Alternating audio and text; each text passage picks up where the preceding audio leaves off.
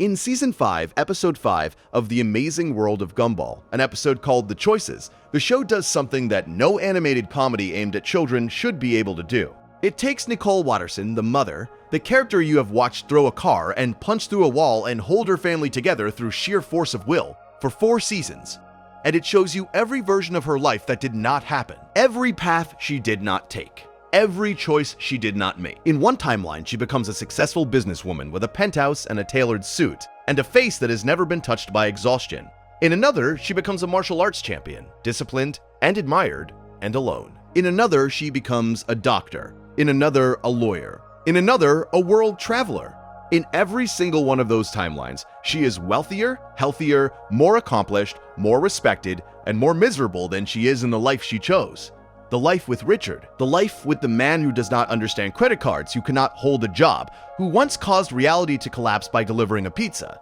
The life that by every measurable standard is the worst possible outcome of every choice she has ever made. And she chooses it anyway. She looks at every alternative and she turns back to the kitchen table where her terrible, beautiful, impossible family is destroying something, and she smiles. Because the measuring is wrong. Because the standards are wrong. Because the Wattersons are proof that the things that matter most cannot be measured at all.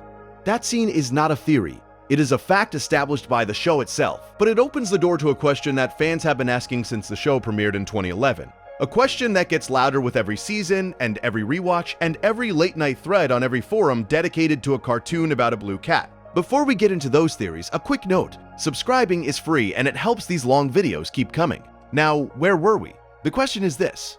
What are the Wattersons, really? Not what do they look like, not what do they do, but what are they, underneath the comedy and the chaos and the cartoon physics? What is the show telling you about this family that it is never quite said out loud? What follows is every theory, every argument, every piece of evidence that fans have assembled across 6 seasons and 240 episodes to try to answer that question. Some of these theories are wild, some are surprisingly well supported, and at least one of them might change the way you watch the show forever. The first theory is the one that has haunted the show's fandom since the introduction of the Void in Season 3, and it is the simplest to state and the most unsettling to consider. The theory is that Elmore is not real, not in the obvious sense that it is a fictional town in a fictional show, but in the sense that the world the characters inhabit is itself a constructed reality, a simulation or a program or a narrative engine that is being run by someone or something outside the frame.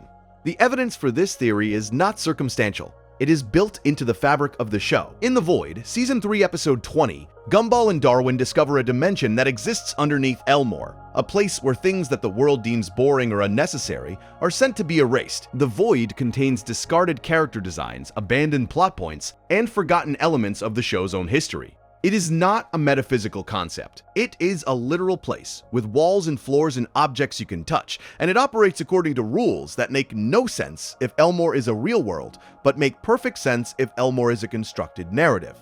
In The Signal, Season 4, Episode 32, the show's broadcast signal begins to glitch, and reality glitches with it. Characters freeze. Dialogue from earlier episodes plays over new scenes. The visual style stutters and skips. The effect is identical to what happens when a television signal is disrupted, and the characters experience it not as a metaphor, but as a physical event. Their world is literally malfunctioning, and the malfunction looks exactly like a TV show experiencing technical difficulties. In The Disaster and The Rerun, the 2-part Season 4 finale, Rob steals a remote control that can manipulate reality. He can pause time, he can rewind events, he can fast forward through conversations. The remote works exactly like a television remote, because the world it controls is, according to this theory, exactly like a television show. Rob is not wielding a magical artifact, he is wielding a production tool, and the world responds to it the way a production responds to its tools. In The Nobody, Season 3, Episode 36, Rob addresses the audience directly. He looks at the camera. He speaks to the viewer. He demonstrates an awareness of the fourth wall that goes beyond the standard winking reference. He understands that there is a frame, that there is something outside the frame, and that his existence is defined by his relationship to a narrative structure that he did not create and cannot control. The cumulative effect of this evidence is overwhelming. The show is not subtly hinting that Elmore might be a simulation. It is repeatedly, aggressively, almost desperately demonstrating that Elmore operates according to the rules of a constructed narrative. The Void is the waste bin. The signal is the broadcast. The remote is the editor's tool. The fourth wall is not a metaphor, it is a wall, and the characters live inside it. But here is where the theory gets interesting and where the Wattersons specifically become central to the argument. If Elmore is a simulation, if it is a narrative engine running a story, then the Wattersons are the reason it runs. They are the protagonists. They are the family around whom the entire world is organized. Every episode revolves around them. Every character exists in relation to them. Every crisis, every joke, every philosophical question the show asks is asked through their perspective and answered through their experience. This means that the Wattersons are not just a family, they are the load-bearing structure of a simulated reality. Remove them, and the simulation has no purpose. The void opens, the signal cuts out, the show ends. The theory argues that the Wattersons are aware of this, at some level, even if they cannot articulate it. Nicole's frantic need to control everything is not just maternal anxiety. It is the unconscious awareness that if she stops holding things together, reality itself will collapse, because she is one of the structural elements keeping reality functional. Richard's refusal to change, his almost metaphysical laziness, is not a character flaw. It is stability. He is the constant in the equation. Change him and the math stops working. The Job, the season 2 episode where Richard getting a job causes reality to tear itself apart, is not a comedy of errors. It is a demonstration of what happens when a load-bearing variable is altered in a system that depends on it remaining fixed. The simulation theory does not explain everything. It does not explain why the simulation was built, or who built it, or what purpose it serves beyond entertainment. But it provides a framework that makes sense of details that otherwise seem like random jokes or disconnected visual gags. The show is too self-aware to be accidental. The patterns are too consistent to be coincidence. And the Wattersons are too central to the pattern to be anything other than its foundation. But the simulation theory becomes truly compelling when you consider what kind of simulation would produce a town like Elmore. This is not a clean simulation. This is not The Matrix, where the illusion is designed to be seamless and undetectable. Elmore is messy. It glitches. Characters change art styles between episodes and sometimes within the same scene. A character can be a two-dimensional drawing in one shot and a three-dimensional puppet in the next.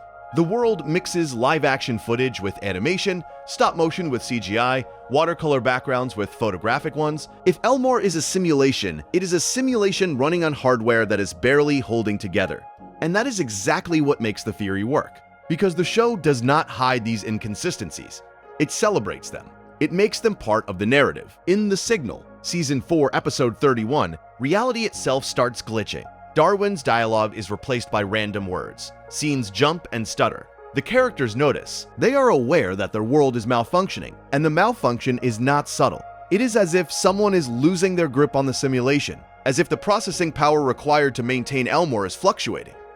The void fits into this reading seamlessly. In a simulation, memory management is essential. When the system runs out of resources, it needs to deallocate. It needs to remove things that are no longer necessary. The void is the garbage collector. It identifies elements that the simulation has deemed redundant, characters who serve no function, objects that take up space without contributing to the narrative, and it removes them. It reclaims the memory they were using, and the characters who remain have their own memories adjusted to fill the gaps, because a good simulation does not leave holes. It patches them. Consider the way the show handles its own continuity. Events from previous episodes are sometimes remembered and sometimes forgotten. Characters learn lessons and then unlearn them. Relationships reset. Knowledge disappears. In a normally written show, this would be a flaw. In a simulation, it is a feature. Each episode is a new iteration. The simulation runs, produces results, and then partially resets for the next cycle. Not a full reset because certain narrative threads persist, but enough of a reset that the characters never accumulate enough awareness to realize what they are.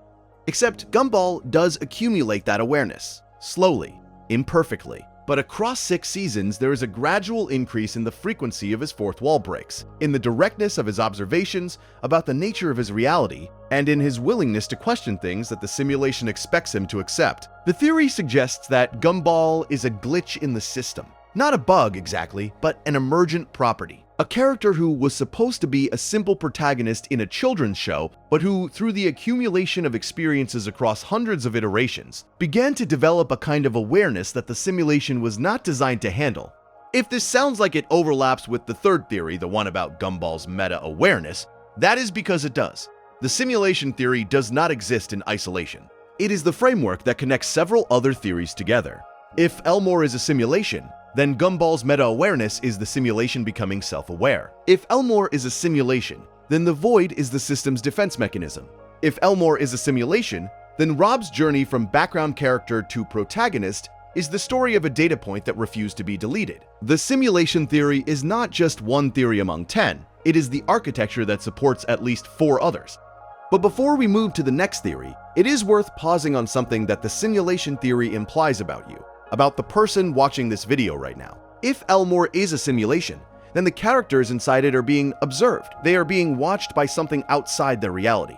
And they are, occasionally, aware of being watched. Gumball looks at the camera. He speaks to you. He acknowledges your presence, which means that you, the viewer, are part of the simulation's architecture. You are not a passive observer. You are a component. The show needs you to exist. The characters need you to watch them in order to continue existing. And when you turn the video off, when you close the tab, when you fall asleep, you are, from the character's perspective, withdrawing the attention that sustains their world.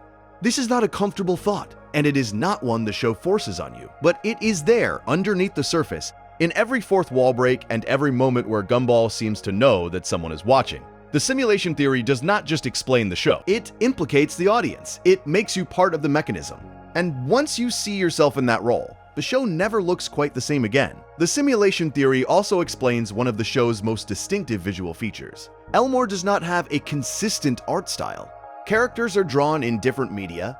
Some are two-dimensional cartoons, some are puppets, some are live-action photographs with faces drawn on them, some are clay, some are paper cutouts, some are digital renders that look like they belong in a different show entirely. In a simulation, this visual chaos is not a stylistic choice. It is evidence that the system rendering Elmore is pulling assets from different sources, different engines, different databases. The characters do not look the same because they were not all created by the same process. They were assembled from whatever was available, like a dream that stitches together elements from different memories and presents them as a coherent whole. You have probably noticed this about dreams. The people in your dreams look right, but feel wrong. The rooms you dream about are assembled from pieces of real rooms, but arranged in configurations that never existed. The logic of dreams is the logic of a system that is doing its best to create something convincing out of mismatched parts. And Elmore, with its puppets walking next to cartoons, walking next to photographs, has exactly that quality. It is a world that is trying to be coherent and not quite succeeding. And the characters, like people inside a dream, accept the inconsistency because they have never known anything else. The simulation theory even has an explanation for why some characters are more aware of the inconsistency than others. It is a matter of processing depth. Characters with simpler roles, background characters, one-joke characters, characters who exist only to fill scenes, do not have the processing depth to question their reality.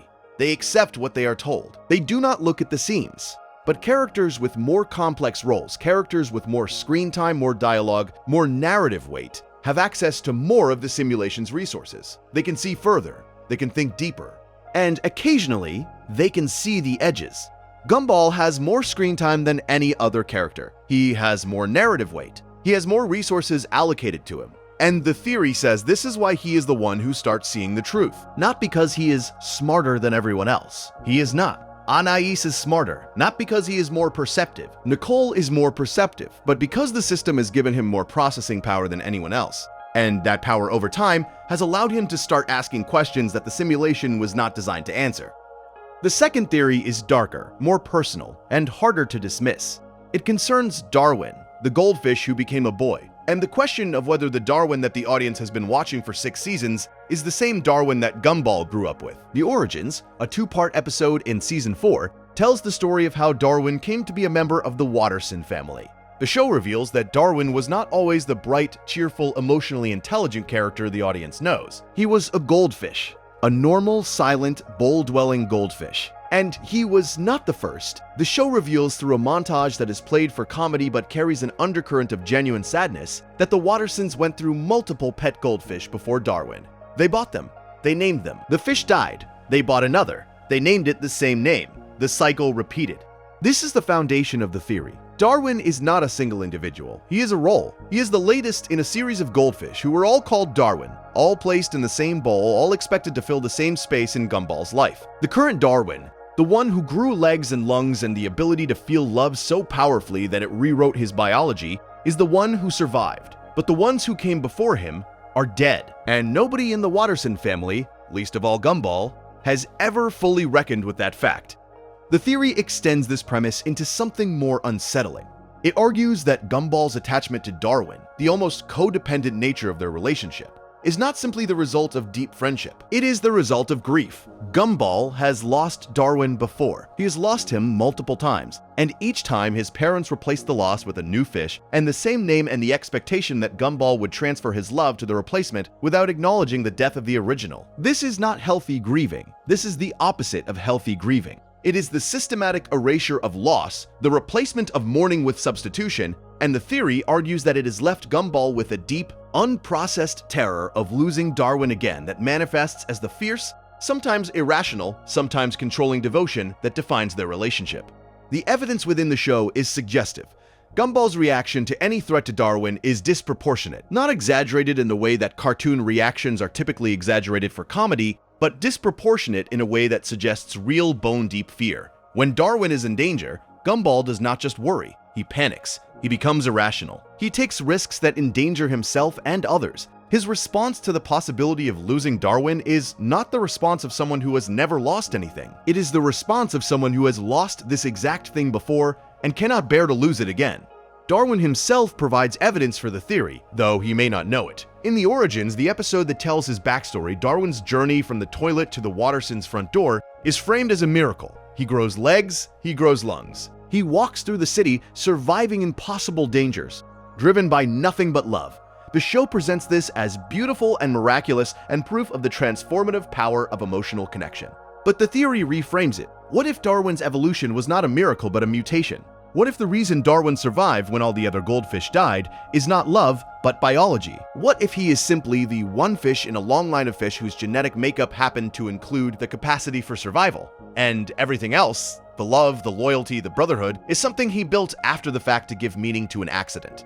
This is a dark theory. It reframes the show's most touching relationship as a product of trauma and biology rather than destiny and love. But the show itself provides enough ambiguity to sustain it. The Origins does not resolve the question of why Darwin evolved. It shows the evolution happening, but does not explain the mechanism. It leaves the door open for the interpretation that love was the catalyst, and the interpretation that love was the story Darwin tells himself about a process he does not understand. And the gap between those two interpretations is the space where this theory lives.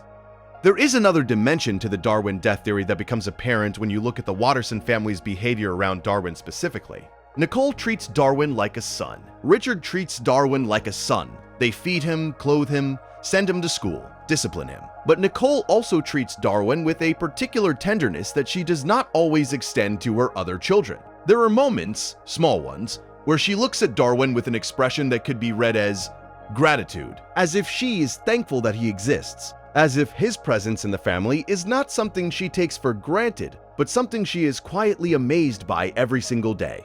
If you read this through the lens of the theory, that tenderness is not gratitude for Darwin. It is gratitude for the illusion. Nicole is grateful that her son is happy, that Gumball has his brother, that whatever happened to the original goldfish did not break her child permanently. She plays along with the fantasy not because she believes it, but because she understands that Gumball needs it. And the cost of that understanding is a kind of permanent, low-level heartbreak that she carries alongside everything else she carries. Richard, by contrast, seems to genuinely believe that Darwin is his son in every meaningful sense. But Richard believes everything. Richard's relationship with reality is so flexible that the distinction between a goldfish that grew legs and a goldfish that died and was replaced by a delusion would not register as meaningful to him. He would love Darwin either way. He would love the real Darwin and the imagined Darwin with exactly the same unquestioning devotion. And that is either the most beautiful or the most tragic thing about Richard, depending on which version of the theory you believe. The theory also asks you to consider Darwin's personality. He is the kindest character in the show. He is consistently moral, consistently compassionate, consistently selfless. He cries easily, he loves openly, he forgives quickly. These are admirable traits. And they are also, the theory argues, suspicious traits. Real people are not this consistently good. Real characters, even in cartoons, have edges. They have moments of selfishness, of cruelty, of pettiness. Darwin has almost none of these. He is, the theory suggests, too good to be true. And the reason he is too good to be true is that he is not true. He is Gumball's construction of the perfect friend, the brother who will never leave, the companion who will never die. He is what Gumball needs him to be, and what Gumball needs is someone who will never disappoint him the way the original Darwin disappointed him by dying. This reading transforms every interaction between Gumball and Darwin. Every argument they have, every adventure they share, every moment of genuine connection carries a second layer of meaning. Gumball is not talking to Darwin. He is talking to his own grief. He is having a conversation with the part of himself that refuses to let go. And Darwin, who cannot know what he is because he is the projection rather than the projector, responds with the unconditional love that only an imagined friend can offer. Because imagined friends do not have their own needs.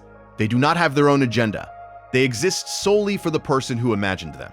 And that is exactly how Darwin behaves. The Darwin death theory also asks you to consider the goldfish we see before the Darwin we know. The show acknowledges, mostly through background details and throwaway lines, that the Wattersons have had multiple fish before Darwin. There is a fishbowl. There are implied previous occupants. The Origins tells us that Darwin is special, that he was different, that something about him transcended the normal lifespan and limitations of a pet goldfish.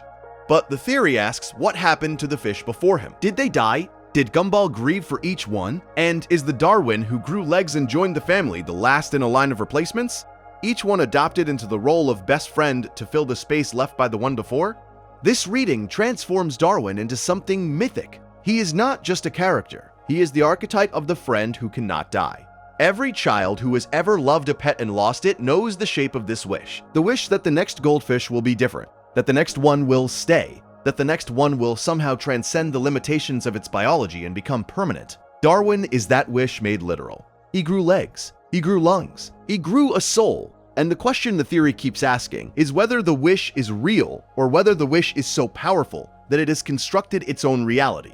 There is a scene in The Origins, the two-part episode, that tells Darwin's story that the theory treats as its most important piece of evidence. It is the scene where Darwin, having been flushed down the toilet, makes his way through the sewer system, grows legs, climbs out of a storm drain, and walks across Elmore to find Gumball. The scene is scored with emotional music. It is shot like a resurrection narrative. Darwin rises from the water, stands on two legs for the first time, and begins walking toward the person he loves most. It is beautiful. It is also, if you stop and think about it for more than a moment, completely impossible. The show knows it is impossible. The show does not explain the mechanism. It does not say how a goldfish grows legs. It does not say how a fish develops the ability to breathe air. It simply shows you that it happened and asks you to accept it because the emotional logic is so overwhelming that the physical logic becomes irrelevant. And the theory says that this is exactly what grief does. Grief rewrites the rules. Grief makes the impossible necessary. And a child in enough pain will construct a world where the thing that died comes back, where the friend that left returns, where the loss is not permanent because the child refuses to let it be permanent. The Origins is either the most heartwarming episode of Gumball or the most devastating, and the difference depends entirely on which theory you bring to it. If Darwin is real, it is a love story about a fish who defied biology to find his family. If Darwin is a projection, it is a grief narrative about a child who rewrote reality rather than accept that his best friend was gone. And the show, in its characteristic brilliance, supports both readings equally. It never tips its hand. It never tells you which version is true. It simply holds both possibilities in the same frame and lets you decide. The third theory concerns Gumball himself, and it is the theory that the show has come closest to confirming without ever quite saying the words out loud. The theory is that Gumball Watterson knows he is in a television show, not suspects, not occasionally wonders, knows. The theory argues that Gumball possesses a persistent low-level awareness of his own fictionality that he cannot fully articulate, but that shapes his behavior in ways that become visible once you know to look for them. The evidence is scattered across all 6 seasons and ranges from subtle to overt. In multiple episodes, Gumball addresses the camera directly. He breaks the fourth wall not as a comedic aside, the way characters in other shows wink at the audience, but as a genuine attempt to communicate with something he senses is there. In The Money, when the Wattersons' financial situation becomes dire, the show's sponsors literally begin pulling their support and the world starts to lose color and definition. Gumball does not react to this as a surreal event within his fictional world. He reacts to it as if he understands the mechanism. He understands that the world runs on money, that the money comes from somewhere outside the world, and that if the money stops, the world stops with it. In The Signal, when reality glitches around him, Gumball does not ask what is happening in the way a character who believes in the reality of his world would ask. He asks why it is happening, as if he already understands the what and is trying to understand the cause. His investigation is not the investigation of someone encountering the impossible. It is the investigation of someone encountering a malfunction in a system he has always known was there. The theory argues that Gumball's personality, his bravado, his need for attention, his insistence on being the center of every situation, is not narcissism, it is survival. If you know you are a character in a show, and you know that characters who stop being interesting get sent to the void, then being the most interesting, most chaotic, most attention-demanding character in the cast is not a personality trait. It is a defense mechanism. Gumball is loud because quiet characters get cancelled. Gumball is funny because unfunny characters get erased. Gumball is the protagonist because the alternative is being background. And being background in Elmore means being one boring episode away from the void. This reframes every instance of Gumball's selfishness, every moment where he makes everything about himself, every time he disrupts a situation that was functioning perfectly well without him. He is not being selfish. He is being relevant. He is ensuring that the narrative cannot continue without him, because the moment the narrative can continue without him is the moment he becomes expendable. And Rob, the character who was expendable, the character who was background, the character who fell into the void and came back broken, is the living proof of what happens when you stop mattering. The meta-awareness theory gains additional force when you examine the specific episodes where Gumball's awareness seems to spike. In The Countdown, Season 3, Episode 38, Gumball and Darwin race against time itself, literally. They rewind fast forward and manipulate the flow of their own episode. They navigate between scenes as if they can see the structure that contains them. And while the episode plays this as a comedy about being late for school, the underlying implication is that Gumball, at least in moments of extreme stress, can perceive the architecture of his own story. In the finale, Season 2, Episode 40, the accumulated consequences of every destructive thing the Wattersons have ever done come crashing down at once. The entire town turns against them because, for the first time, the episodic reset did not work. The damage carried over, the continuity held, and the family's response is revealing. They do not understand why this is happening. They have lived their entire lives inside a system where actions do not have consequences that last beyond 11 minutes. And when that system breaks, they are genuinely confused. But Gumball, unlike the rest of his family, seems to grasp something about the situation that the others do not. He seems to understand, at some level, that the rules change. Not just that bad things are happening, but that the rules that govern his world are not fixed. They are negotiable. They are maintained by something outside his experience. This awareness escalates across the seasons. In early episodes, Gumball's fourth wall breaks are small. A glance at the camera, a comment about the runtime. By Season 6, they have become structural. He comments on the writing. He questions the logic of his own plot. He addresses the audience directly and asks them whether they are still watching. The trajectory suggests a character who is slowly waking up inside a dream, gaining clarity in increments, never quite reaching full consciousness, but getting closer with every episode. And here is what makes this theory particularly interesting for the Watterson family, specifically. If Gumball is becoming meta-aware, and if that awareness is growing over time, then at some point it will reach a critical mass. At some point, Gumball will know enough about the nature of his reality that the reality can no longer sustain itself. The show hints at this repeatedly. The Inquisition is the clearest example, where the boundary between fiction and reality begins to collapse entirely. But there are smaller moments throughout the series where you can feel the pressure building. Every time Gumball looks at the camera a little too long, every time he says something a little too knowing, every time the show winks at the audience and then pulls back before the wink becomes a full acknowledgement. The meta-awareness theory suggests that the show's ending was not arbitrary, it was inevitable. Gumball was always going to figure it out. He was always going to push past the fourth wall and see what was on the other side. And the void, the cancellation, the collapse of Elmore, all of it was the universe's response to a character who had learned too much. Because a character who is fully aware of being fictional is a contradiction. They cannot exist inside the fiction and outside it simultaneously. And when Gumball gets close enough to that contradiction, something has to give. Either the character collapses, or the world does. The Inquisition suggests that the world went first.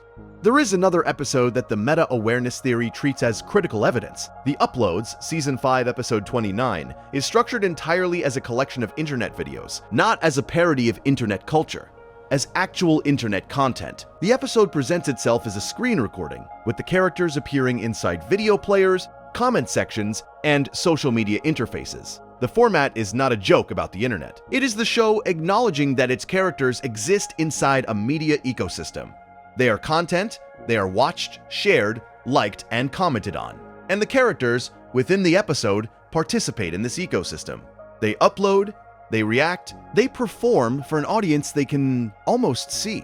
The implications of this for the meta-awareness theory are significant. If Gumball is becoming aware that he is a character in a show, then the uploads is the episode where that awareness extends to the distribution platform. He is not just a character in a story. He is a character in a story that is uploaded to the internet, watched by millions, broken into clips, remixed, and repurposed. His existence is not just fictional, it is digital. And the awareness that comes with being digital, the awareness that you are data, that you can be copied and paused and rewound and deleted, is a different kind of awareness than simply knowing you are in a story. The show also uses its own format against itself in ways that support this theory. In The Nuisance, Season 5, Episode 8, the Watterson family is so problematic that the town votes to deport them. The solution is to send them to another show. Literally. They are moved to a different animated program with a different art style, different music, and different narrative conventions. The family is aware that something has changed. They do not fit. The rules are wrong, and they fight to get back to Elmore, not because Elmore is better, but because Elmore is theirs. It is the show they belong to. It is the narrative that was built for them. This episode is the meta-awareness theory at its most explicit. The characters are not just aware that they are in a show. They are aware that their show is one show among many. They can be moved between shows. They can be placed in different contexts, different genres, different animation styles. And the fact that they find this disorienting, the fact that they want to return to their own show, suggests that their identity is tied to their format. They are not just characters. They are Gumball characters specifically. Their awareness includes an awareness of the aesthetic and narrative rules that define their existence. And when those rules change, they know. They feel it, they resist it. The fourth theory is about Nicole, and it is the theory that requires the least speculation because the show has been building the evidence for it across 6 seasons, with a consistency that suggests it is not a theory at all but an intended reading that the creators were never quite allowed to state explicitly. The theory is that Nicole Watterson is the most powerful being in Elmore, not the most skilled, not the most competent, the most powerful. The theory argues that Nicole possesses abilities that go far beyond what the show has shown on screen, that her martial arts prowess and superhuman speed and casual destruction of property are not the full extent of her capabilities, but the small, controlled fraction that she allows the world to see. The evidence begins with her backstory. Nicole was raised by parents who demanded perfection. Her father, Daniel, trained her relentlessly. Her mother, Mary, criticized her constantly. The result was a person who internalized the idea that she must be ready for anything, that she must be capable of handling any threat, that her value as a person is directly proportional to her ability to protect, provide, and prevail. This is the psychological foundation, but the show adds a physical dimension that goes beyond what psychology can explain. Nicole can move faster than the human eye can track. She can punch through concrete. She can sense danger from rooms away. She has defeated every opponent the show has put in front of her, including opponents who should be far more powerful than a middle-aged cat in a sweater. In The Fury, a Season 5 episode, Nicole fights a former rival named Yuki in a battle that destroys an entire building and is animated in the style of a martial arts film. The fight is presented as Nicole unleashing a fraction of her full power. Not because the show tells you this directly, but because the effort she expends to control herself throughout the rest of the series suggests that what you see in The Fury is Nicole letting the leash slip, not dropping it entirely. The theory pushes further. It argues that Nicole is not just physically powerful, but cosmically significant. That her role in the Watterson family, her function as the person who holds everything together, is not just a domestic arrangement, but a metaphysical one. The show has demonstrated that the Wattersons are structurally important to Elmore's reality. The simulation theory discussed earlier positions them as the load-bearing family in a constructed world. If that is true, then Nicole, the member of the family who actually does the load-bearing, is the single most important person in Elmore. She is the reason reality functions. She is the reason the void does not open every morning. She is the structural integrity of a world that would collapse without her. And she knows it, and the weight of knowing it is the reason she is always angry, always exhausted, always one bad day away from destroying a city block. The show never confirms this theory directly, but it never contradicts it either. Every piece of evidence points in the same direction. Nicole is not just a strong character. She is the strongest character. And the fact that she spends her time doing laundry and paying bills and driving her children to school, instead of doing something commensurate with her abilities, is either the show's most sustained joke or its most heartbreaking commentary on what society does to powerful women. The Nicole power theory becomes even stranger when you examine the moments the show allows her to be fully unleashed. There is a recurring visual motif where Nicole's anger or determination is depicted not through normal cartoon exaggeration, but through genre shifts. When she fights, the animation style changes. The background becomes stylized, the camera angles become cinematic. In The Fury, the entire episode shifts into an anime-style martial arts battle that is played completely straight. No comedy, no irony, just two impossibly powerful beings fighting with a ferocity that no other episode in the series matches. The question the theory keeps circling is why? Why does a suburban mother in a children's cartoon possess god-level combat abilities? The show's answer, delivered through jokes and visual gags, is that motherhood made her this way. The stress of raising 3 children and managing a household and being the sole functional adult in a family of 5 transformed her into something superhuman. But the theory argues that the causality runs in the other direction. Nicole was always this powerful. She was powerful before she met Richard, before she had children, before she moved to Elmore. The Choices makes this explicit by showing us the alternate timelines where Nicole took different paths. And in every single one of them, she is extraordinary. The power is not a consequence of her circumstances. It is intrinsic to her nature. What the theory suggests is that Nicole chose to be ordinary. She chose the suburban house, the failing car, the husband who cannot hold a job, the children who destroy things, the life that is so far beneath her capabilities that it would be comical if it were not so clearly deliberate. She chose limitation. And the theory asks why. One reading is that Nicole's choice is about love. She loves Richard. She loves her children. She loves them enough to contain herself, to hold back the full force of what she is, so that they can have a life that feels normal. This reading is generous and warm and consistent with the show's tone.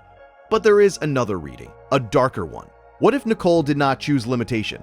What if limitation was imposed on her? What if the world of Elmore, the simulation, the fiction, the void-governed reality, whatever framework you prefer, looked at Nicole and decided that she was too powerful? That a character with her abilities would break the show? That a mother who could solve every problem with a single punch would eliminate the narrative tension that the show requires to exist? And so the world constrained her. It gave her a life designed to absorb her energy, a house that always needs cleaning, a husband who always needs supervision, children who always need saving, the domestic sphere as containment field, the family as the mechanism that keeps Nicole's power safely channeled into tasks that never actually threaten the structure of the world.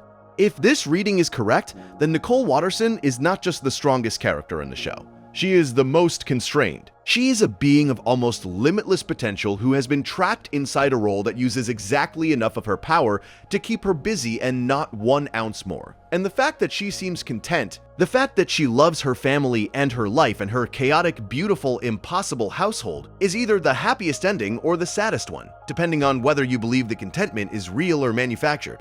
The Choices deserves its own extended examination here, because it is the episode that makes the Nicole theory feel less like speculation and more like the show's own confession. The episode aired as the 146th episode overall and tells the story of Nicole's life through the decisions she did and did not make. It is structured as a branching timeline. Every choice Nicole made led to a different life, and the episode shows you several of them. In one timeline, Nicole becomes a martial arts champion. In another, she becomes a corporate executive. In another, she travels the world. Each of these timelines is successful, each of them is impressive, and each of them is missing something. What they are missing is Richard. In every timeline where Nicole achieves greatness by conventional standards, she does not meet the large, soft, bumbling man who would become her husband. And in the timeline that the show follows, the one that is canonical, the one that is real, Nicole gives up all of those alternate futures in exchange for Richard and the family they build together. The episode is rated 9.8 out of 10 on IMDb. It is one of the highest rated episodes of any animated show on the platform. And the reason it resonates so deeply is that it asks a question that almost everyone has asked themselves at some point. What did I give up to have what I have? What lives did I not live? What versions of myself exist somewhere that I will never meet? And the answer the show gives, the answer Nicole gives through her choices, is that the life she chose, the messy, chaotic, underpaid, underappreciated life of a mother and wife in a town where everything is alive and nothing makes sense, is the one she would choose again, every time, without hesitation. The Nicole power theory reads this episode as confirmation. Nicole is not constrained by accident. She is constrained by choice. She chose love over power, family over greatness, Richard over the world. And the theory suggests that this choice is not diminishment, but elevation. That choosing to be small when you could be vast, choosing to be ordinary when you could be extraordinary, choosing to wash dishes and pack lunches and drive a failing car when you could be shattering mountains, is the most powerful thing anyone can do. Because real power is not about what you can do, real power is about what you choose not to do. And Nicole Watterson, every single day of her life, chooses not to be what she could be, and that choice, made fresh every morning, is the show's most profound statement about what it means to be strong. There is a connection between Nicole's power and the next theory we are going to explore, and it is the connection between strength and absence. Nicole is the strongest character in the show, and she carries the family. Richard is the weakest and he is carried. But why is Richard weak? The show plays it as comedy. Richard is lazy, simple, easily distracted. But theories do not accept the surface. Theories ask why. And the why in this case leads us to a man who left a long time ago, and a dimension that collects the things the world no longer wants. Nicole married Richard knowing what he was. She chose him in the choices with full awareness of every alternative. She chose the man who cannot hold a job over the careers and adventures and achievements that every other timeline offered. And the theory that follows asks whether Richard's dysfunction is not just a personality trait but a wound. A wound left by something that happened before Nicole ever met him. A wound that she saw and understood and chose to love anyway. Because that is what Nicole does. She does not fix things. She does not try to make Richard into something he is not. She does not demand that he change or improve or become functional. She loves the wound. She loves the broken thing. And the theory we are about to explore suggests that the broken thing is deeper and stranger than anyone in the family realizes. Which brings us to something the show barely acknowledges and yet cannot stop circling. The fifth theory concerns Richard Watterson's father, a man named Frankie, and the question of what his absence actually means inside a world where absence is not metaphorical. In most cartoons, a missing parent is just backstory. It is a detail that explains a character's sadness or resilience and then fades into the background. But Gumball does not work that way. In Gumball, when something disappears, there is a place it goes. There is a dimension that collects the things the world decides are mistakes. It is called the Void, and we have already talked about it. What we have not talked about is the possibility that Frankie Watterson's departure was not a choice at all. Frankie first appears in Season 5, Episode 36, an episode called The Outside. He shows up at the Watterson house, unannounced, a pink rabbit with a con artist smile and a lifetime of bad decisions trailing behind him. He left Richard and Granny JoJo 33 years earlier. The show offers a reason. He was running from the law after selling parcels of the moon to senior citizens. That is the surface explanation. But the theory goes deeper. Frankie left when Richard was very young. Richard grew up without a father and became, by every measurable standard, the least functional adult in Elmore. He cannot hold a job. He cannot cook without setting the kitchen on fire. He cannot be left alone for more than a few hours without the fabric of reality beginning to unravel. The show plays this for comedy, and it is funny, but the theory asks you to consider it from a different angle. What if Richard's incompetence is not a character trait but a consequence? What if growing up without Frankie damaged something fundamental about Richard's relationship to the world? And what if the reason Frankie left was not because he chose to, but because the void took him? The same way it took Molly Collins in Season 3, Episode 12. The same way it takes anything the world decides is a mistake. The evidence is circumstantial, but it is consistent. Frankie is a con artist. He is dishonest, manipulative, and selfish. He is, by the standards of Elmore's strange moral universe, a mistake. And mistakes in Elmore do not just exist. They get erased. They get sent to a dimension of forgotten things, and everyone who knew them loses their memory of them entirely. Now think about what Richard remembers. He remembers his father leaving, but he does not remember why. Not really. He has a vague sense of abandonment, a wound that never healed, but the details are fuzzy. That fuzziness is exactly what happens to people whose memories have been altered by the void. The show established this mechanism in the void. When Molly Collins was erased, her locker disappeared, her photos were altered, and no one could remember her name until they put on tinfoil hats. What if the same thing happened to Richard's memories of his father? The theory suggests that Frankie was erased by the void at some point during Richard's childhood. The world filled in the gap with a plausible story, a deadbeat dad who ran away. a con artist who chose freedom over family. But the real story, according to this theory, is that Frankie was deemed a mistake and removed from reality. And when he eventually found his way back decades later, the story the world had written to explain his absence was already so deeply embedded that no one questioned it. This would explain something else that the show never quite addresses. In Season 6, Episode 6, the father, Richard, tries to bond with Frankie. The episode is played as comedy, but there is something underneath it that feels wrong. Richard is desperate. He is a grown man with children of his own, and he is still chasing his father's approval. The theory says this desperation is not just emotional, it is ontological. Some part of Richard knows that his father was not just absent, he was erased. And the wound that left behind is not the kind that heals with time, because time itself was altered to cover it up. You can dismiss this theory as overthinking a children's cartoon, but the show gives you the mechanism. It gives you the void. It gives you memory erasure. It gives you a world where mistakes are not tolerated but removed. And then it gives you a character whose father disappeared under circumstances that no one can quite remember clearly. The pieces fit. Whether the show intended them to fit is a different question, and perhaps a less interesting one. But the Frankie theory goes even further when you examine the specific ways Richard breaks reality. There is a moment in Season 2, Episode 31, The Job, where Richard gets a job delivering pizza. This should be unremarkable. People get jobs every day. But when Richard Watterson gets a job, the universe begins to collapse. The sky tears, objects change shape, the laws of physics stop applying. The episode treats this as comedy, and it is brilliantly funny, but the theory reads it differently. If Richard's fundamental nature was altered by his father's erasure from the void, then his incompetence is not laziness. It is a feature of his existence. The world itself has decided that Richard Watterson does not work. He is not meant to be productive. He is not meant to contribute. He is meant to be exactly what he is: a large, soft, endlessly hungry man who loves his family with a devotion that borders on the cosmic and who cannot hold a job without the fabric of space-time objecting. There is something both heartbreaking and beautiful about this reading. Richard is not a failure. He is a man whose relationship with reality was broken when he was a child, when the void took his father and rewrote his memories, and who has spent his entire adult life trying to exist inside a world that does not quite know what to do with him. Nicole loves him anyway, the kids love him anyway, and maybe that is the point the show is making. That you do not have to be functional to be worthy of love, that the most broken person in the room might also be the most important.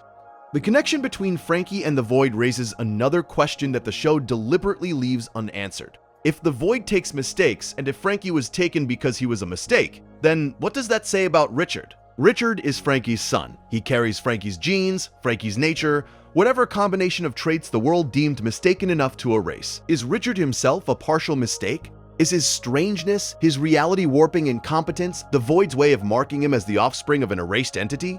The show never says this directly, but it shows it. Every time Richard tries to do something normal, reality pushes back. Every time he tries to be what society expects, the world objects. And the gentleness with which the show treats this pattern, the way it frames Richard's failures not as shameful but as somehow cosmically inevitable, suggests that the writers understood something about this character that goes deeper than comedy. Richard Watterson is not lazy. He is haunted. He is the son of a man who was erased from existence, and some part of that erasure leaked into him. There is one more aspect of the Richard and Frankie theory that connects to the broader mythology of the Watterson family, and it has to do with genetics. Or whatever passes for genetics in a world where a blue cat can marry a blue cat and produce a pink rabbit. The Watterson family tree makes no biological sense.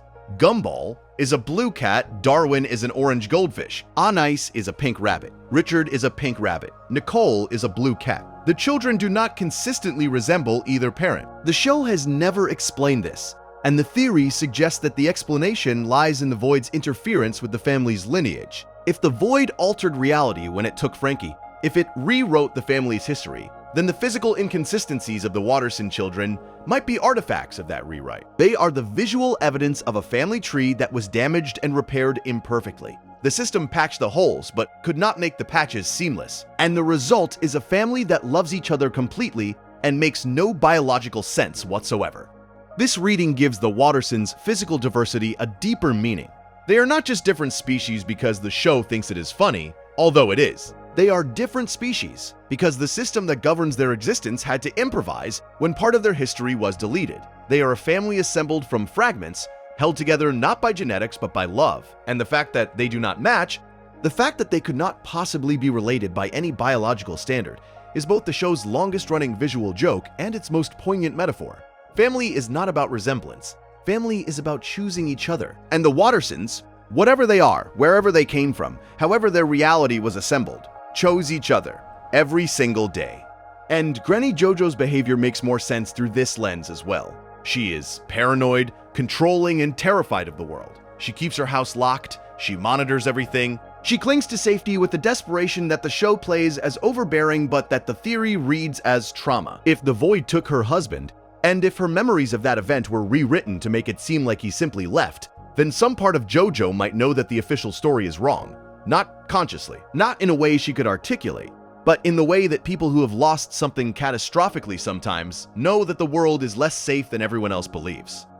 The sixth theory takes the Void even further. It asks a question that sounds absurd until you think about it for more than a minute, and then it sounds terrifying. What if the Void is not a place within the show's universe at all? What if the Void is the show being cancelled? This theory emerged primarily from the way the Void behaves in the series finale. In the final episode, Season 6, Episode 44, The Inquisition, the Void begins consuming Elmore. Not slowly, not gradually. It swallows the school. It swallows the characters. It erases reality itself. And the timing is significant. This episode aired on June 24th, 2019. It was the last episode of the series. The show was ending, and in its final moments, the show depicted its own world being destroyed. The theory is straightforward. The Void is not a dimension within the fiction.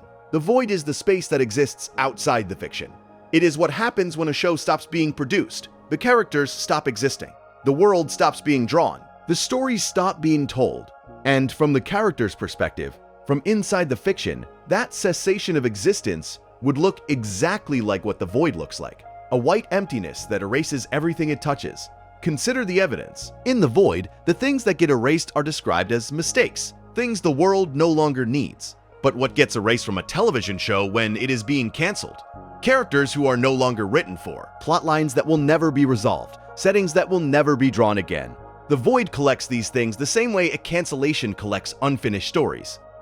And then there is Banana Barbara. She is a minor character, a banana who paints the future. Her paintings always come true, and in the later seasons, her paintings become increasingly apocalyptic. She paints the Void consuming Elmore. She paints the end of the world. If you read her paintings as the show's writers knowing that cancellation is coming, then Banana Barbara is not a prophet within the fiction. She is a conduit for the truth that exists outside the fiction. She knows the show is ending because the show knows the show is ending. The most compelling piece of evidence is what happens in the Inquisition itself. Rob, the character we will talk about in a moment, tries to save everyone by turning them into humans. Real, live-action humans. Think about what that means inside the framework of this theory. If the Void is cancellation, then Rob's plan is not transformation. It is migration. He is trying to move the characters from a world that is about to stop existing into a world that cannot be cancelled. The real world. The human world. He is trying to save them by making them real. There is another dimension to the cancellation theory that deserves attention, and it has to do with the way time works inside the show. Gumball has been 12 years old for 6 seasons. He does not age. None of the characters age. The show acknowledges this occasionally, usually through jokes about continuity, but it never explains it. The theory explains it effortlessly. The characters do not age because fictional characters cannot age. They exist in a perpetual present because that is what it means to be drawn rather than born. And the Void, the thing that threatens to end this perpetual present, is the only force in the show that treats time as real. When the Void consumes something, that thing does not come back next episode. Molly was gone for seasons. Rob was changed permanently. The Void operates on a different temporal logic than the rest of the show, and that logic is the logic of production. When a character is written out, they stay out. When a show is canceled, it stays canceled. The Void is the one part of Elmore that obeys the rules of the real world rather than the rules of the fiction. This is why the Void is terrifying. Not because it is dark or hostile or violent, but because it represents something the characters have no framework to understand. They live in a world where death is reversible, where injuries heal instantly, where the worst day of your life is followed by a clean reset. And then the Void arrives and says, no, some things end permanently. Some erasures cannot be undone. And the characters, who have never had to confront permanent loss, are completely unprepared for it. The cancellation theory also explains Banana Barbara's paintings with an elegance that no other theory matches. Barbara paints the future. Her paintings always come true. In the later seasons, she paints the void consuming everything. She paints the end of the world. If the void is cancellation, then Barbara's paintings are not prophecy. They are production schedules. She is painting what the writers already know. The show has a finite number of episodes left. The world will end on a specific date, and Barbara, for reasons the show never explains, has access to this information. There is something profoundly unsettling about a character who knows the date of her own cancellation. It is the kind of existential horror that most shows would not touch. But Gumball touches it. Gumball makes Barbara paint it, frame by frame, and then hangs those paintings on the wall where the other characters can see them and choose not to understand what they are looking at. The truth is right there. It is always right there. And the characters keep living anyway, because what else can you do when the end of the world is on the wall and you cannot read the language it is written in?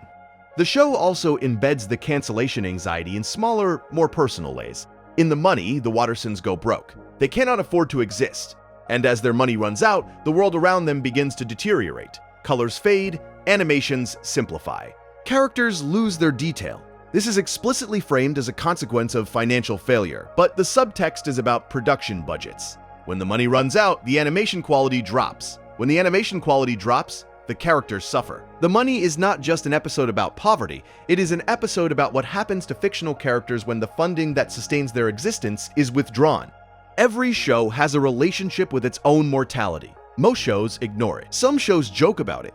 Gumball is one of the very few shows that turned its own mortality into a character, gave that character a name, and spent 3 seasons building toward the moment when that character would arrive at the door. The Void is not a villain in the traditional sense. It is the truth that every fictional universe is trying to forget. And Gumball's refusal to forget it, its insistence on staring directly at the mechanism of its own potential destruction, is what makes the show genuinely brave. And there is something else about the cancellation theory that bears mentioning, because it connects to the way the show was actually produced. Ben Bocklett left Gumball after season 5. He stepped back from the show he created, and the show continued without him. Seasons 5 and 6 were made under different creative leadership, and while the quality remained high, the tone shifted. The existential questions became more explicit. The fourth wall breaks became more frequent. The Void became a more central presence. It is as if the show, having lost its creator, became more aware of its own fragility. As if the absence of the person who imagined Elmore into existence made the world of Elmore less stable, more prone to the kind of existential crises that the Void represents. If you apply the cancellation theory to this real-world production history, it gains a dimension that is almost unbearably poignant. Bocklett leaving is a kind of cancellation, not a full cancellation, but a partial one. The original vision withdrawing, the founding imagination stepping away, and the show's response to that withdrawal was to become obsessed with the question of what happens when the thing that sustains your world disappears. The Void is not just cancellation. The Void is the absence of the creator. And the characters left behind, the characters who have to keep performing their roles in a world that no longer has its original author, are doing the only thing they can do. They are continuing. They are being brave. And they are hoping that the story finds a way to keep going even after the person who started telling it has stopped. This is the emotional weight that makes the cancellation theory more than an intellectual exercise. It is not just about whether a show knows it is a show. It is about what it means to exist inside a story that might end at any moment for reasons beyond your control, decided by forces you cannot see or influence. And that is not just the condition of fictional characters. That is the condition of being alive. You exist inside a narrative you did not choose, governed by forces you cannot fully comprehend. And the only thing you can do is keep going and hope that the story is kind. He fails. Of course he fails. You cannot escape your own cancellation. You cannot write yourself out of the fact that no one is writing you anymore. And Rob's failure, his fall into the void as the episode ends on a cliffhanger that was never resolved, is the show's final statement about the relationship between fiction and the forces that control it. Now, the show has since been revived. A movie and a new series have been announced. But when The Inquisition aired in 2019, no one knew that would happen. The episode was written as if it might be the end of everything. And if you watch it with the cancellation theory in mind, every frame becomes heavier. The Void is not a villain. The Void is the inevitable fate of every fictional world. And Gumball, in its final episode, had the courage to look directly at that fate and call it by its true name.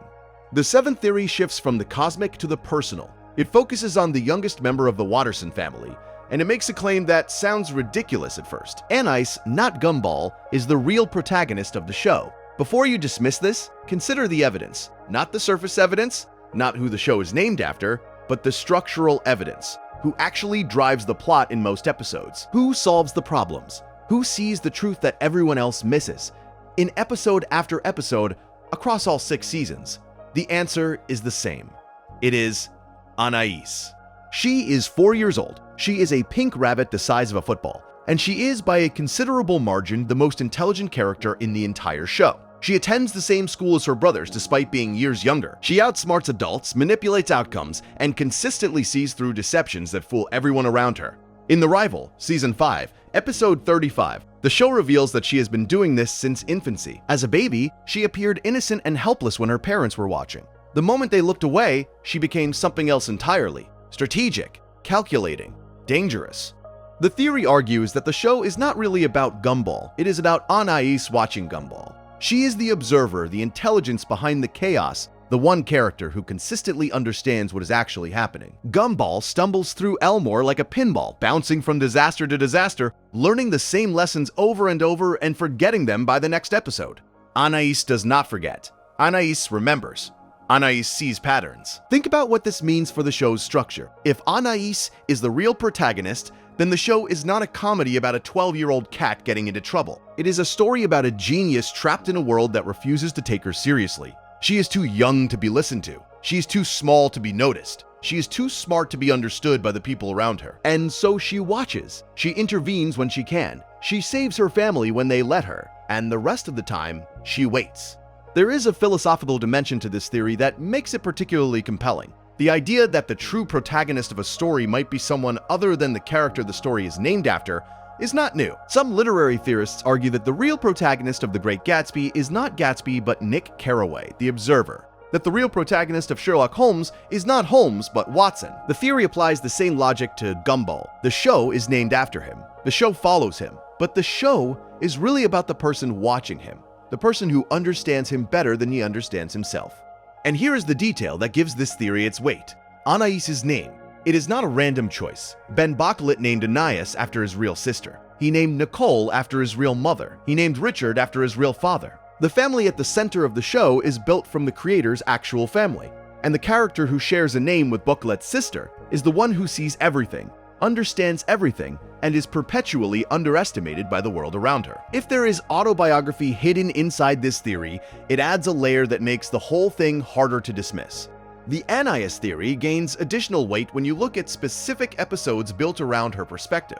In The Brain, she is the only character who can navigate the complexities of adult bureaucracy. While Gumball and Darwin flail through situations with comedic incompetence, Anais processes, adapts, and strategizes. She does not react to problems. She anticipates them, and the show, whether deliberately or not, keeps placing her in positions where her intelligence is the only thing standing between the Watterson family and complete disaster. Consider how often the family's survival depends on Anais. In practical terms, she is the person who remembers to pay bills. She is the person who understands how the real world works. She is the person who translates between her family's chaotic internal logic and the external logic of a world that expects people to behave rationally. Without Anais, the Wattersons would not last a week. Richard would forget to eat, Gumball would get expelled, Darwin would follow Gumball into whatever catastrophe presented itself first. And Nicole, despite her ferocity, would eventually burn out from carrying everything alone. But here's what makes the theory genuinely poignant rather than just structurally interesting. Anais is 4 years old. She carries the cognitive burden of a family of 5. She navigates social systems designed for people 3 times her age, and she does all of this while being too small to reach the kitchen counter. The show occasionally acknowledges the unfairness of this. There are moments, brief and easy to miss, where Anais looks tired. Not physically tired, but the kind of tired that comes from being the only person in the room who understands what is happening, and knowing that no one is going to help you carry it. The real protagonist theory suggests that these moments are the emotional core of the show. Not Gumball's adventures, not Darwin's moral development, not Nicole's rage or Richard's absurdity. The core is a 4-year-old girl sitting in a room full of people she loves, knowing that she is smarter than all of them, and knowing that it does not matter. Because being smart does not make you powerful when you are 4. Being right does not make people listen when you are small enough to fit in a backpack. There is also the question of Anais' relationship with Gumball specifically. He is her older brother. He is supposed to protect her, but in practice, the dynamic is reversed. Anais protects Gumball, she saves him from his own worst impulses. She explains things he does not understand. She cleans up messes he does not even realize he has made. And Gumball, to his credit, loves her. But he does not always see her. He does not always recognize that the small pink rabbit offering advice is doing something extraordinary simply by being alive in a world that refuses to meet her where she is. The theory is not about diminishing Gumball. It is about recognizing Anais. It is about looking at a character who has been hiding in plain sight for 6 seasons and asking the question that the show itself keeps almost asking: what does it cost to be the smartest person in a room that is on fire, and to be too small for anyone to hand you the extinguisher? The 8th theory is perhaps the most emotionally complex one we will encounter tonight. It concerns Rob, the character who spent most of the show being treated as a villain, and it argues that he was never a villain at all. Rob was always the hero, and the tragedy of his story is that no one, not even the audience, realized it until it was too late. Rob begins the series as a background character. He is literally a background character. He appears in crowd shots, barely visible, never named, never spoken to. He is the kind of character that exists to fill space. And then, in Season 3, something happens to him. He falls into the void. When Rob returns from the void, he is changed. His body is glitched, distorted, half erased. He looks like a corrupted file, a character whose data was damaged in transit. And he is angry. He is angry at Gumball specifically because Gumball had the chance to save him from the void and chose not to. Or more accurately, Gumball did not notice him. Gumball was too busy saving Molly to see the other person trapped in the emptiness. Rob was forgotten twice, once by the world and once by the person who was standing right there. The surface reading of Rob's arc is simple. He becomes a villain, he targets Gumball, he schemes and plots and fails repeatedly because that is what cartoon villains do. But the theory asks you to look at what Rob actually does across his appearances. Not what he says, not what Gumball thinks he is doing, but what the results of his actions actually are. In the rewrite, Rob obtains a device that lets him alter reality by rewriting the show's script. He uses this power to put Gumball and Darwin in danger. That is the surface reading. But look at what actually happens. The dangers Rob creates force Gumball and Darwin to confront truths about themselves. The rewrites push them toward growth. Rob is not trying to destroy Gumball. He is trying to force Gumball to change. He is doing what a good storyteller does. He is creating conflict that produces character development. In The Disaster and the Rerun, Rob tears reality apart. He uses a universal remote to rewind, fast forward, and delete events. He erases Darwin. He traps Gumball in a collapsing timeline. It is the most destructive thing any character has ever done on the show. And yet, by the end of the rerun, when Gumball finally defeats him and Rob is about to be erased by the void again, Rob says something that reframes everything. He warns Gumball. He tells him that the world is in danger, that something worse than Rob is coming, and that Gumball needs to be ready. That warning turns out to be true. The something worse is the void itself. And in the final episode, The Inquisition, Rob's plan is not destruction. His plan, he disguises himself as Superintendent Evil, he infiltrates Elmore Junior High, and he begins turning the characters into live-action humans. Everyone assumes this is an attack. Gumball fights him, the school fights him, but Rob is trying to explain. He is trying to tell them that the void is coming, that Elmore is going to be destroyed, and that the only way to save everyone is to transform them into something the void cannot erase. No one listens. Of course, no one listens. Rob has spent years being the villain. He has earned that reputation through his methods, which were aggressive, confrontational, and often terrifying. But his motivation underneath all of it was never evil. It was desperate. He was a character who had seen the end of the world, who knew it was coming, and who could not find a way to make anyone believe him. The theory frames Rob as a tragic figure in the classical sense. He possesses knowledge that could save everyone. He is unable to communicate that knowledge because the very experiences that gave him the knowledge also made him untrustworthy. He is Cassandra. He is the prophet no one believes. And his fall into the void at the end of the Inquisition, the last image of the last episode, is not a villain being defeated. It is a hero failing. It is the person who tried the hardest to save everyone being the one who is lost. What makes Rob's story even more tragic is the specific mechanism of his transformation. When he fell into the void, he was nobody. Literally nobody. He did not have a name. He did not have a speaking role. He did not have a function in the show's narrative. He was wallpaper. And the Void, the dimension that collects mistakes, looked at him and agreed. He was a mistake. He was a character who did not matter enough to exist. But Rob survived. He clawed his way out, and when he emerged, damaged and broken and furious, he had something he never had before. He had a purpose. He had a role. He was the villain. And here is the thing about being a villain that the theory illuminates with painful clarity. A villain matters. A villain has screen time. A villain has dialogue. A villain has a relationship with the protagonist. Rob went from being nothing, from being literally invisible, to being the most important antagonist in the show's history. His villainy was not born from evil. It was born from the desperate need to exist. Think about what it means to be a background character who becomes self-aware. You stand in crowd shots, you fill seats in the school cafeteria, you walk through the background of other people's stories, and then one day you realize that you are in the background, that no one is looking at you, that no one would notice if you disappeared, and then you do disappear, and the realization becomes confirmation. You were right, no one noticed. No one came looking. The main character, the hero of the show, the one whose name is in the title, walked right past you while you were drowning in nothing. Rob's anger at Gumball is not irrational.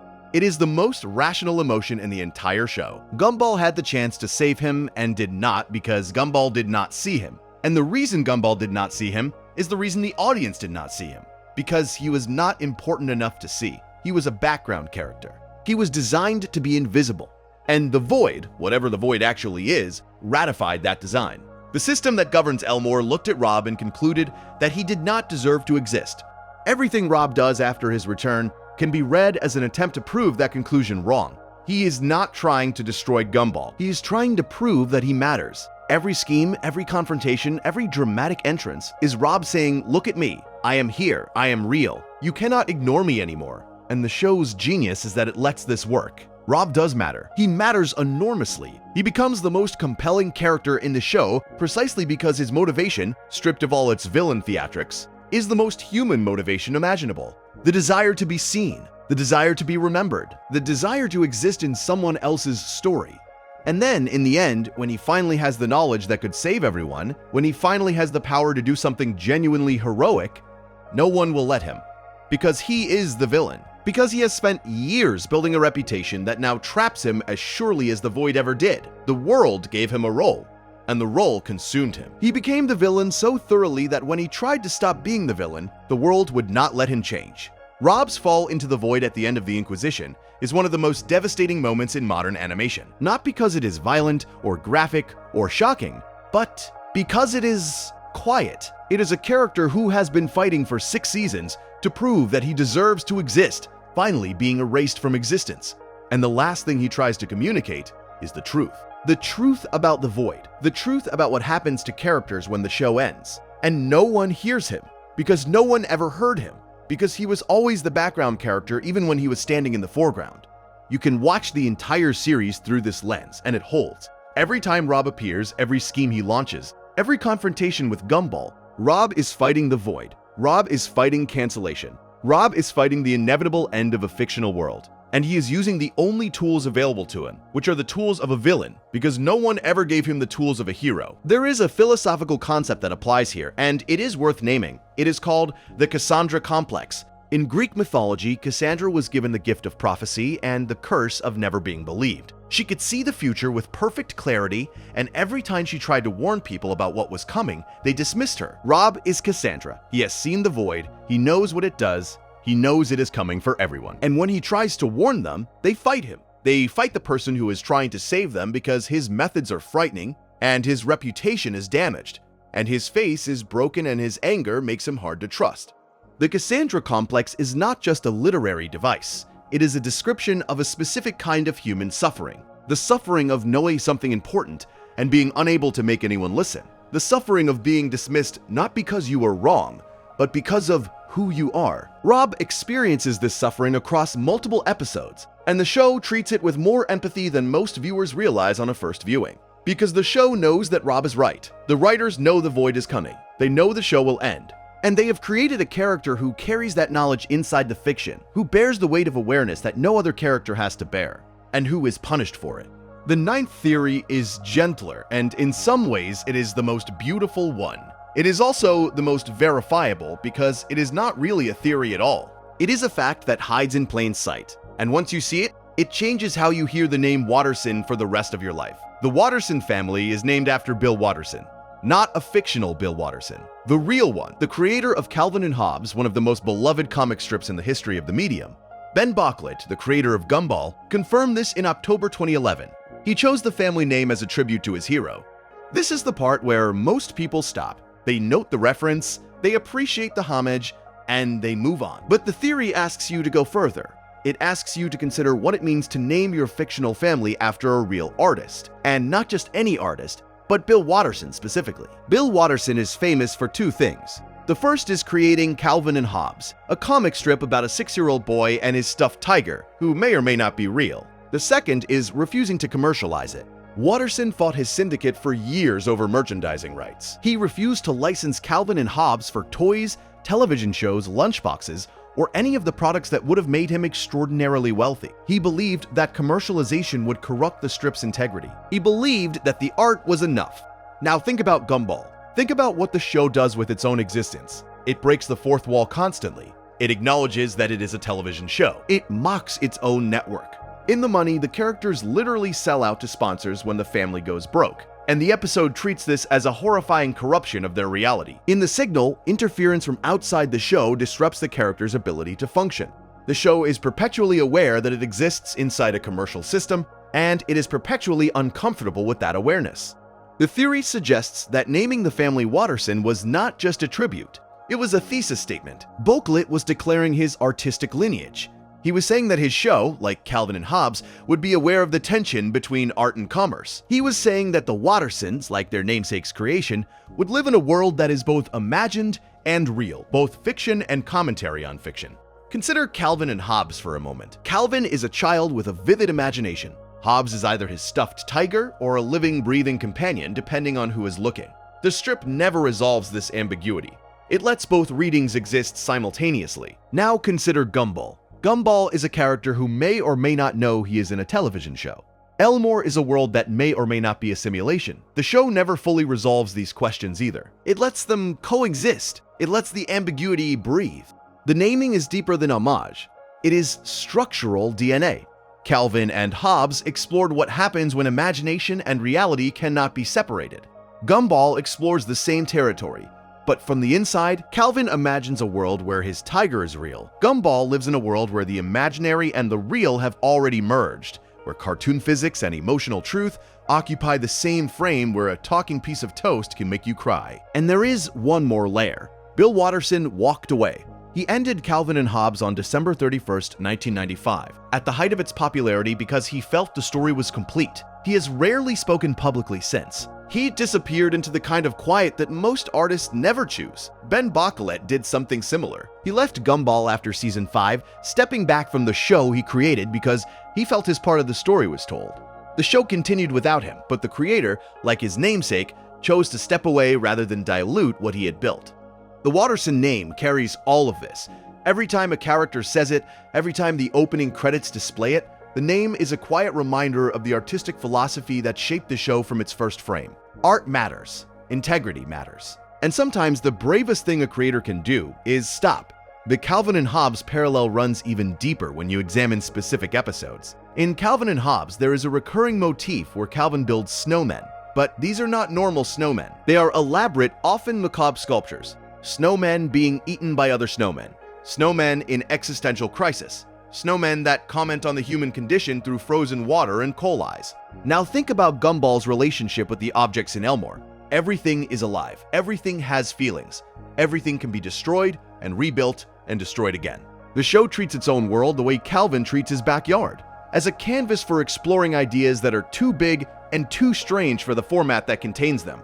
And then there is the question of imagination versus reality. Calvin and Hobbes never tells you whether Hobbes is real. You see Hobbes as a stuffed tiger when adults are present, and as a living, walking, talking tiger when Calvin is alone. The strip respects both realities simultaneously. Gumball does something structurally identical. Is Elmore a real place, or is it a television show that knows it is a television show? Is Gumball a real character, or is he a drawing that has become aware of being drawn? The show respects both realities simultaneously. It lets you watch it as a children's cartoon, and it lets you watch it as a meditation on the nature of fictional existence. Both readings are valid. Both are supported by the text, and neither one cancels the other out. Bill Watterson believed that the best art exists in the space between what is shown and what is understood. He believed in leaving room for the reader. He believed that ambiguity was not a failure of communication, but a form of respect, and his namesake family, the Wattersons of Elmore, exists inside that same philosophy. The show does not tell you what it means. It shows you things and trusts you to find the meaning yourself. It respects you enough to leave gaps, and it trusts that the gaps are where the most important things live. There is one more thing about the name that deserves attention. Watterson. Say it slowly. Water, sun. Darwin is a fish. He came from water. He is literally the son of water. The name that pays tribute to Bill Watterson also contains a hidden description of the character who is most central to the show's emotional heart. It is the kind of detail that might be coincidence. But in a show this deliberately constructed, in a show that hides meaning inside meaning inside meaning, coincidence feels like a lazy explanation. Ben Bocquelet chose every element of this show with care. The name Watterson carries exactly the weight he intended it to carry. All of it. There is a moment in Calvin and Hobbes that fans of both works often cite when discussing this connection. It is a Sunday strip from 1995, one of the last ones Watterson ever drew. Calvin and Hobbes stand at the top of a snowy hill, looking at a pristine landscape covered in fresh snow. Calvin says that the world looks brand new. Hobbes agrees, and they ride their sled down the hill into the white emptiness, into the unknown. The strip ends there. The comic ends there. The creator ended it there at the top of the hill, looking at a world full of possibilities, choosing to stop before the descent could become routine. Now think about the end of Gumball. Think about the Inquisition. The world is being consumed by whiteness, by emptiness, by the void. The characters are facing the end of everything they know, and Rob, the one character who understands what is happening, tries to find a way to keep going, to keep the story alive, to ride the sled down a different hill. The visual parallel is striking. Both works end with a confrontation with blankness, with the empty page, with the white space that exists after the last panel, after the last frame, after the last word. And both works treat that blankness not as an ending, but as an opening. Calvin sees possibility, Rob sees destruction, but they are looking at the same thing, the space where the story stops and reality begins, the space where the creator's pen lifts off the page and does not come back down. Ben Bocquelet named his family after the man who taught him that this space is sacred, that the space between the story and the silence is where the most important things happen. That ending well is harder and braver than continuing indefinitely. And the Wattersons, his fictional family, his tribute to the artist who showed him what courage looks like in creative work, carry that lesson in their name. Every time the show says their name, it is saying something about endings, about courage, about the space between what was drawn and what was left blank. The 10th and final theory is the darkest. It is also the one that fans argue about the most, because it touches something that feels too real for a children's cartoon. The theory is this: Gumball Watterson is grieving, and the entire show is what happens inside a mind that cannot accept what it has lost. The theory has several versions, but the core is consistent. Something terrible happened to Gumball before the show begins. In some versions, it is Darwin's death. The real Darwin, the original goldfish, died the way goldfish die, quietly, in a bowl. And Gumball, unable to process the loss, constructed an elaborate fantasy in which Darwin did not die, but instead grew legs, grew lungs, grew a voice, and became his brother. Think about what Darwin is. He is a fish who walks on land. He breathes air, he attends school, he has emotions and relationships and a moral compass that is consistently more developed than Gumball's own. None of this makes sense. The show knows it does not make sense. In The Origins, Season 3, Episode 39 and 40, the show tells the story of how Darwin came to be, and the story is miraculous. Darwin was flushed, survived, grew legs in a sewer, and walked across town to find Gumball. It is presented as a heartwarming origin story, but it is also, if you step back, completely impossible. Even by the standards of a world where anything can happen, Darwin's survival and transformation strain credulity. The grief theory says this is because it is not real. Darwin's transformation is Gumball's fantasy. The legs, the lungs, the brotherhood, all of it is a construct built by a child who could not accept that his pet died. And the reason Darwin is so unfailingly kind, so morally upright, so devoted to Gumball, is that Darwin is not a real character at all. He is Gumball's idealized memory of the friend he lost. The theory extends beyond Darwin.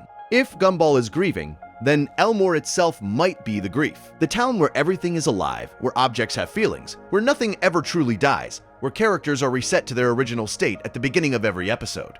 Elmore is a world without permanent loss. It is a world designed by a mind that cannot tolerate loss. And the chaos that defines it, the constant destruction and rebuilding, the injuries that heal instantly, the relationships that break and mend in 11 minutes, all of it is the psychological architecture of a child who is trying to build a world where the thing that hurt him most can never happen again.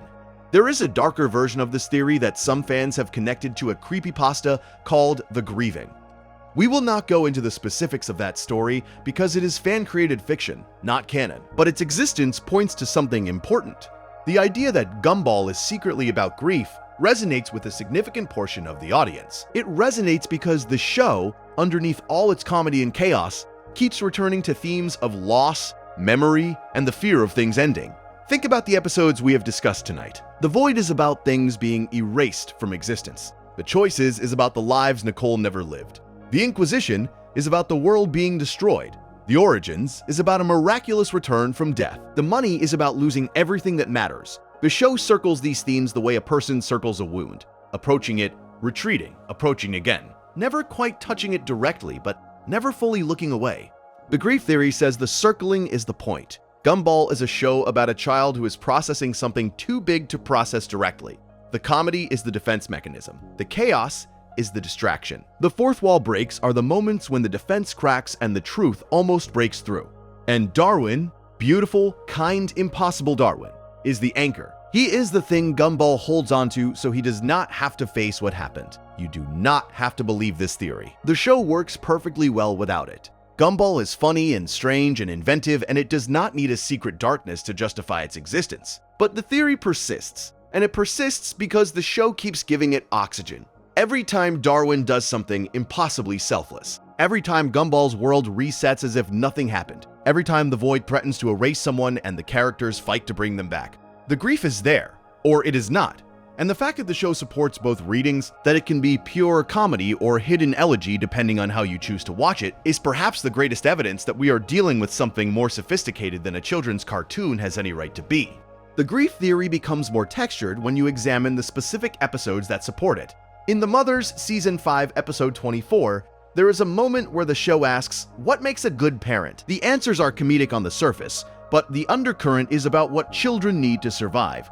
Safety, presence, the assurance that someone will be there tomorrow. If you read Gumball as a character who has already lost something irreplaceable, then every episode about family, every episode about holding on, every episode about the fear of losing someone becomes a different kind of story.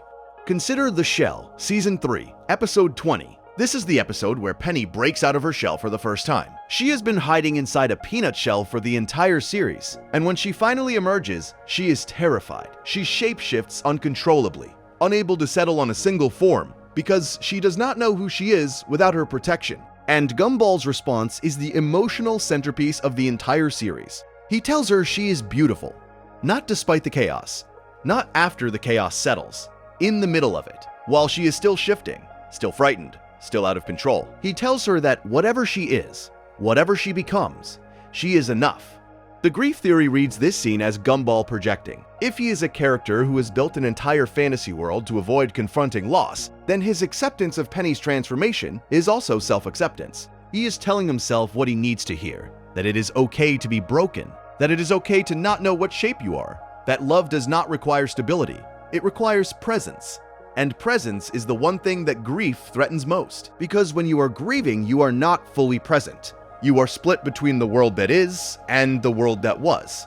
You are watching the current episode while remembering the one that ended. There are smaller details scattered throughout the series that the grief theory gathers like evidence.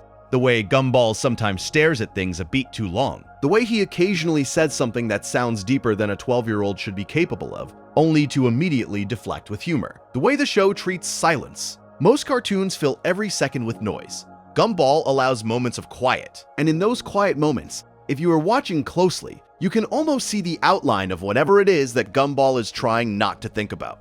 The theory also explains the show's relationship with memory. Memory in Gumball is unreliable. Characters forget things, events are contradicted, continuity is flexible. The grief theory says this is not sloppy writing. It is accurate psychology. Grieving minds do not process time linearly. They loop. They skip. They replay certain moments endlessly while forgetting others entirely. And a show built from the perspective of a grieving mind would have exactly the kind of fluid, inconsistent relationship with its own history that Gumball displays. And then there is the question of why the show is funny. If Gumball is grieving, why is the show a comedy? Because humor is how children survive unbearable things.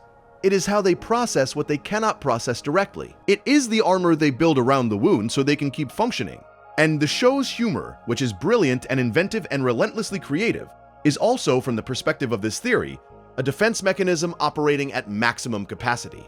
Gumball is funny because he has to be, because the alternative is standing still long enough to feel what he actually feels. And he cannot afford to do that. Not yet. Maybe not ever.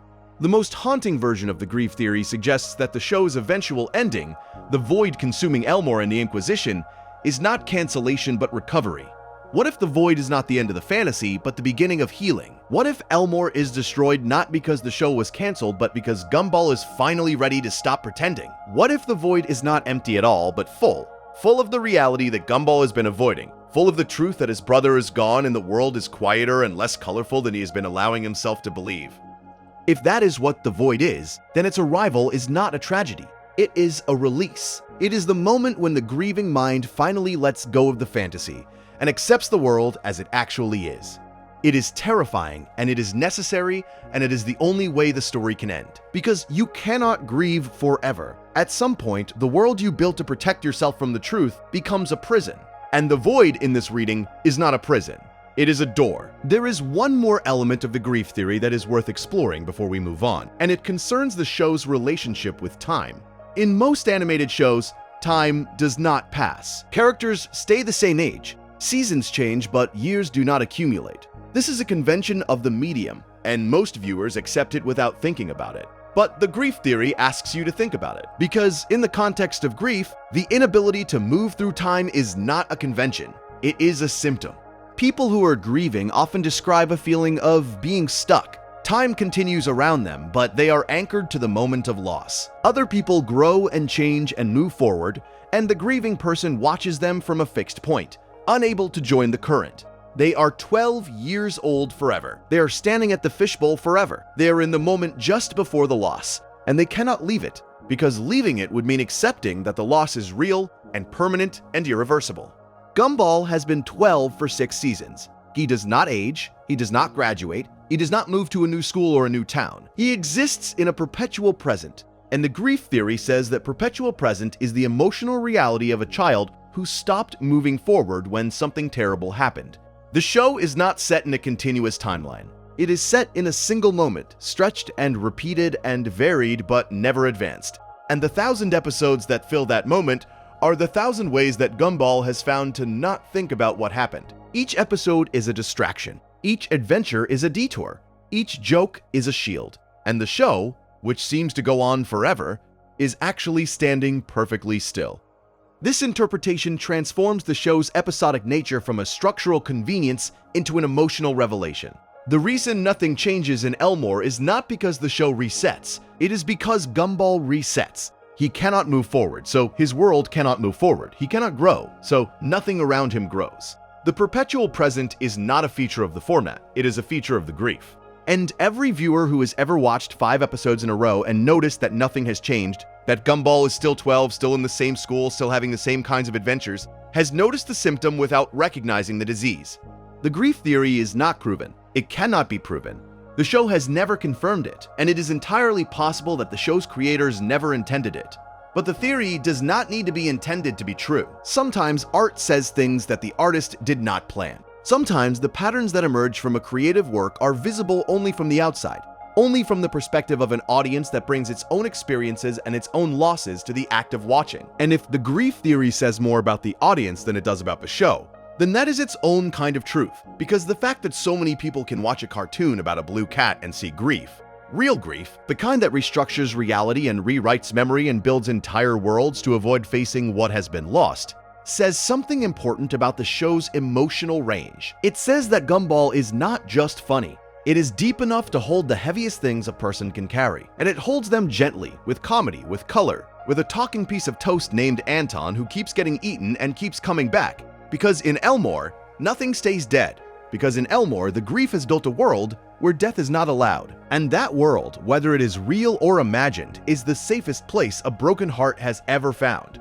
And it is worth dwelling on that word for a moment: safe. The grief theory says Elmore is a safe place because it was built by a mind that needed safety. A mind that needed a world where death could be reversed, where damage could be undone, where the worst thing that could happen was an 11-minute inconvenience followed by a complete reset. And if that is what Elmore is, then the show is not just entertainment, it is medicine. It is the thing that a hurting child built to survive. And every viewer who watches it, every person who puts it on in the background while they fall asleep, every tired adult who finds comfort in the bright colors and the silly jokes and the strange, warm, impossible logic of a world where everything is alive, is receiving the same medicine. They are entering the safe place, they are climbing into the world that grief built, and they are resting there, and they are letting the impossible kindness of the show hold them for a little while. Maybe that is why you are here tonight. Maybe you put this on because you wanted to think about cartoon theories, and that is valid and good, and I am glad you are here. But maybe you put this on because you needed something. Not information, not analysis, not a ranked list of fan theories from most plausible to least. Maybe you needed a voice in the dark that was talking about something gentle. Something that takes the hard things in life and wraps them in color and comedy and a talking banana who paints the future. Maybe you needed Elmore, and if you did, then the grief theory is not just about Gumball. It is about you. It is about the worlds we build when the real one is too sharp. It is about the stories we tell when the silence is too loud. It is about the fundamental human need to create a place where things work out, even when we know they might not. Even when we suspect the place is not real. Even when we understand that we built it ourselves from the wreckage of something we lost. Gumball is that place for a lot of people. And the fact that it can be that, while also being genuinely funny and artistically ambitious and philosophically sophisticated, is perhaps the most impressive thing about it. It does not choose between depth and comfort. It offers both. It says you can think and feel at the same time. You can laugh and grieve at the same time. You can watch a blue cat get hit in the face with a dodgeball and also wonder about the nature of consciousness at the same time. These things are not contradictions. They are the full range of what a great piece of art can do. And so we arrive at the end. 10 theories, 10 different lenses through which to view a show about a blue cat and his family. And the question you might be asking yourself right now is the same question you should always ask when someone presents you with this many interpretations of a single piece of art. Do they contradict each other? Can they all be true? And if they cannot all be true, which one is real? The honest answer is that none of them are real. They are theories. They are frameworks. They are ways of seeing, not things that are seen. The show itself is the only thing that is real. And the show is deliberately, joyfully, stubbornly ambiguous. It gives you enough evidence to support the simulation theory and enough evidence to contradict it. It gives you enough evidence for the grief theory and enough evidence to dismiss it. It does this on purpose, not because it is lazy, but because it understands something about storytelling that most shows do not bother to learn. The best stories are not the ones that give you answers. The best stories are the ones that give you better questions. And the questions that these 10 theories produce are remarkable. Is reality what we perceive, or what perceives us? Is grief an obstacle to be overcome, or a world to be inhabited? Is a villain someone who does bad things, or someone who does the right things in the wrong way? Is the strongest person the one who uses their power, or the one who chooses not to? Is your name an accident, or a thesis? Is a fictional character real if someone loves them enough? Is the end of a story a tragedy, or a beginning? These are not children's questions. They are the questions that philosophy has been asking for centuries. And the fact that a show about a blue cat with impulse control problems and a goldfish brother who grew legs can generate them is itself the most compelling argument for the show's depth. Because depth is not about darkness. Depth is not about complexity or density or the number of footnotes in your analysis. Depth is about resonance. It is about the vibration that a story sets off in your mind after you stop watching it. And Gumball vibrates. It vibrates at a frequency that most cartoons never reach and most prestige dramas actively avoid. It vibrates because it is simultaneously silly and profound, simultaneously obvious and hidden, simultaneously a children's show, and something much older and stranger. The 10 theories we have explored tonight are not the only theories that exist about this show. They are not even necessarily the best ones, but they are, taken together, a portrait of a fandom that takes its show seriously. A fandom that looks at 11-minute episodes about talking food and shape-shifting animals, and finds philosophy, mythology, and genuine emotional truth. And the reason they find these things is not because they are projecting. It is because the things are there. Ben Bocklet built a world that contains more meaning than it needs. That is the definition of great art. A painting that works as a painting and also works as a commentary on painting. A novel that tells a story and also tells the story of stories. A cartoon that makes children laugh and also makes adults think about the nature of reality, the architecture of grief, the economics of imagination, and the ethics of power. Gumball does all of this. It does it quietly, under the radar, inside a format that the industry categorizes as disposable children's entertainment. And the theories we have discussed are the evidence that the show succeeded. Not because the theories are correct, but because the show is rich enough to generate them. Let me tell you something about the theories that is more important than whether any of them are true. They are all about the same thing. Every single one. The simulation theory, the Darwin death theory, the meta-awareness theory, the Nicole power theory, the Frankie and the Void theory, the cancellation theory, the Anais protagonist theory, the Rob hero theory, the Calvin and Hobbes theory, the grief theory. They are all about the same fundamental question, asked 10 different ways. What is real? Is the world real? Is Darwin real? Is Gumball's awareness real? Is Richard's memory real? Is the void real? Is Anais' intelligence recognized? Is Rob's heroism seen? Is the name Watterson a tribute or a prophecy? Is the grief beneath the comedy genuine or imagined? What is real? It is the oldest question in philosophy. It is the question that Plato asked in the cave, that Descartes asked in his meditation, that every child asks the first time they suspect that the world might not be what it seems. And Gumball, this silly, beautiful, impossible show about a family named after the creator of Calvin and Hobbes, living in a town where everything is alive and nothing stays broken, asks it with more sincerity and more intelligence than most works of art that consider themselves serious. The theories will continue to evolve. The movie and the new series, when they arrive, will confirm some and contradict others and generate entirely new ones. And that is as it should be, because the theories are not answers, they are conversations. They are the ongoing dialogue between a show and the people who love it. And as long as that dialogue continues, as long as people are still watching Gumball and finding new things inside it, the show is alive. The void has not taken it. The cancellation did not stick. And the characters, whatever they are, whoever they are still there, still doing their strange, beautiful, impossible thing, still asking the question that started this video and that will outlast it. What is real? Whatever you decide, that is the answer the show gives. Whatever you decide is real enough. There is something else that connects all 10 theories, and it is the thing that makes the Watterson name matter more than any individual theory. Every theory we have discussed tonight is about a family, not about a show, not about a network, not about a production pipeline, about a family. The simulation theory is about a family existing inside a constructed world. The Darwin theory is about a family processing the loss of one of its members. The meta-awareness theory is about a family member waking up to uncomfortable truths. The Nicole theory is about a mother's sacrifice. The Frankie theory is about a family facing its own ending. The Anais theory is about a daughter who is overlooked. The Rob theory is about the outsider who could not join the family. The Calvin and Hobbes theory is about the family's name and what it carries. The grief theory is about a family built from love and imagination in equal measure. The Wattersons are the center, always. Whatever the theory, whatever the framework, whatever the lens, the family is the anchor.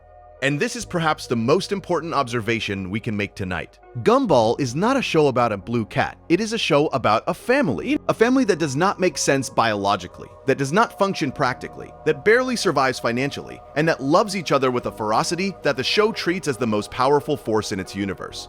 More powerful than the void, more powerful than the simulation, more powerful than the awareness of being fictional. The Wattersons love each other, and that love, however you interpret it, however you theorize about it, however you analyze it, is the one thing in the show that is never questioned. Not by the characters, not by the writers, not by any theory. Love is the constant. Everything else is variable. The world might be a simulation. Darwin might be a cancellation. But the love is real. The love between Gumball and Darwin, between Nicole and Richard, between the parents and their children, between the children and each other. That love is the one thing that every theory accepts as genuine. And if there is a single thesis that unites everything we have discussed tonight, it is this. Whatever the Wattersons are, wherever their reality is structured, the love they share is the most real thing about them. It is more real than Elmore. It is more real than the void. It is more real than the show itself. And that is not a theory. That is just the truth. And with that, we come back to where we started. A single episode. Season 5, Episode 23. The Choices. Nicole Watterson standing at a crossroads that multiplies into infinity. Every possible version of her life branching out before her like the roots of a tree that grows in every direction at once. We talked about this episode at the beginning because it is rated 9.8 out of 10 and because it shows us the lives Nicole did not live. But now, after everything we have discussed, the episode means something different. It means that every theory we have explored tonight is a choice. The simulation theory is a choice to see Elmore as a construct. The grief theory is a choice to see the show through the lens of loss. The cancellation theory is a choice to see the void as something that exists outside the fiction. And the show, like Nicole standing at her crossroads, does not tell you which choice is correct. It simply shows you that the choices exist, and it trusts you, the way it trusts Nicole, to choose the one that matters most to you. Nicole chose Richard. She chose the messy, impossible, underfunded, overworked, beautiful life. She chose love over certainty, family over answers, the imperfect real over the perfect theoretical. And maybe that is what the show is asking you to do with these theories. Not to solve them, not to pick the right one, but to choose the one that makes the show more beautiful to you. The one that makes you feel something you did not feel before. The one that turns 11 minutes of animation into 2 hours of thinking, and 2 hours of thinking into a lifetime of wondering. That is what Gumball does. That is what the Wattersons do. They make you wonder, and wondering if you do it right is indistinguishable from dreaming. If you enjoyed this, subscribing genuinely helps us keep making these long essays. It is free, and it means more than you would think. Thank you for staying with me tonight. Sleep well. I will see you in the next one.